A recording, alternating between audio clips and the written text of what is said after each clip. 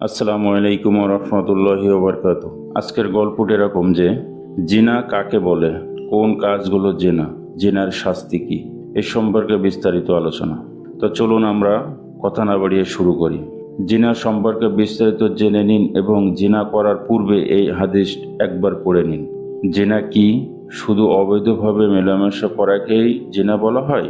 না, হাদিসের ভাষা জিনা বহু প্রকারের, যেমন কোনো বেগানা নারী অথবা পুরুষের প্রতি দৃষ্টি দেওয়া চোখের জেনা।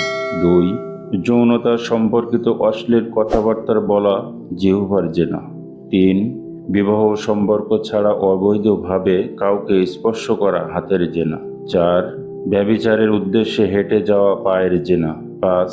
সে সম্পর্কিত খারাপ কথা শোনা কানের জেনা। 6. জিনার কল্পনা করা ও আকাঙ্ক্ষা করা মনের জিনা। 7. অতঃপর লজ্জা স্থান একে পূর্ণতা দেওয়া অথবা অসম্পূর্ণ রেখে দেওয়া, অথচ আমরা কেবলমাত্র সর্বশেষ ধাপটিকেই জিনা মনে করে থাকি। এবার ভেবে দেখুন, আপনি এসব কাজের কোন একটির সাথে জড়িত নন তো?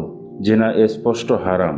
আল্লাহ তাআলা জিনাকে হারাম ঘোষণা করে বলেন, তোমরা জিনার ধারের কাছেও যাবে না, কেননা তা অত্যন্ত নির্লজ্জ ও খারাপ কাজ।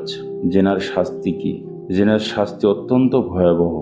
রাসূলুল্লাহ সাল্লাল্লাহু আলাইহি ওয়াসাল্লাম বলেছেন, আমি একদিন স্বপ্নে একটি চুলা দেখতে পেলাম, যার উপরের অংশ ছিল চাপা আর নিচের অংশ ছিল প্রশস্ত, আর সেখানে আগুন উত্তপ্ত হচ্ছিল এবং ভিতরে নারী পুরুষরা চিল্লাচিল্লি করছিল।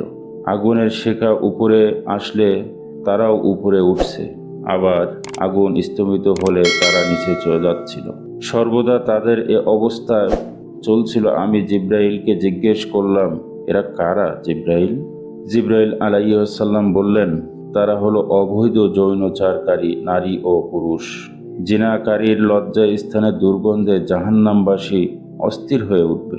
সেদিন জিনাকারীকে পিপাসা মেটানোর জন্য এই পচা পানি পান করতে দেওয়া হবে। তাই সবারই উচিত প্রেমিক প্রেমিকা নামের বিবাহ বহির্ভূত এই সব শয়তানি সম্পর্ক বাদ দেওয়া। আল্লাহ আমাকে সহ সবাইকে সকল ধরনের গুনাহ থেকে দূরে থাকার তৌফিক দান করুক, আমিন। আসসালামু আলাইকুম ওয়া রাহমাতুল্লাহি ওয়া বারাকাতুহু।